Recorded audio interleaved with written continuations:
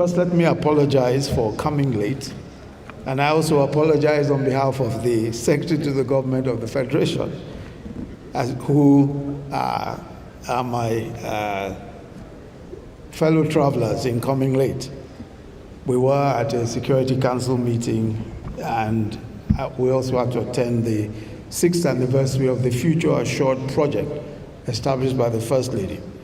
But I think it's a measure of the respect and admiration we all have for Senator Ken Nnamani that we're all here, and that the President had in fact sent a representative in the person of Dr. Ogbonnaya Onu, knowing that he would, on account of these engagements, be unable to make it here in good time. So I'm here to honor an honorable Nigerian, a man who, from everything we've heard and for all that we know, truly loves this nation, and who has made several sacrifices for its good, Senator Ken Nnamani. The first thing that you notice about him, especially if you observe politics and politicians, is a lack of desperation to occupy political office. It's clear that he wants to serve, but not at all costs. And that lack of desperation, I believe, is what greatly helps him in having the courage of his convictions, which is why, even at the risk of losing his Senate presidency, at a time when, as you've heard from Senator Wagbar a few moments ago, there were several banana peels, he stood against the notorious third-term agenda, and he stood strong. The truth is that a nation such as ours must have men and women who are capable of standing strong. This means, as His Excellency Babangida Aliyu had said, persons able to buck the trend, to work in the interest of the nation in all circumstances.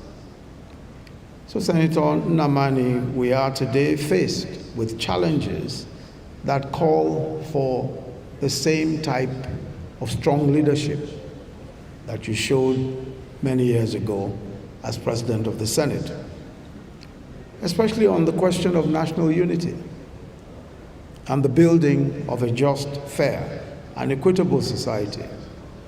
Because we know that we as a nation are better together than apart, and that our collective future is worth fighting for.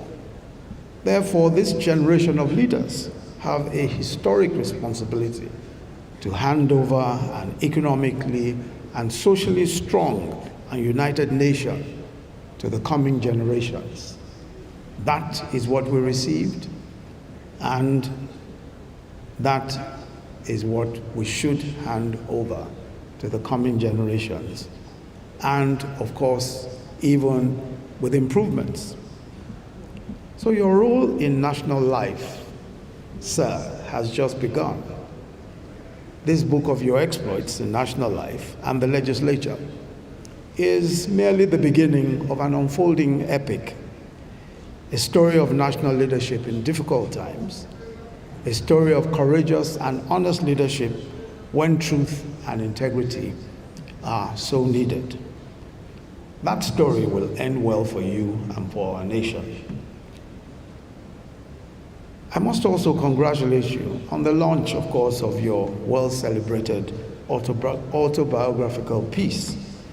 And thank you for paying this important civic tax of sharing your story as an accurate account of history, as an encouragement to service with integrity for those who currently hold political office, and an inspiration to the young men and women to whom the torch will be handed.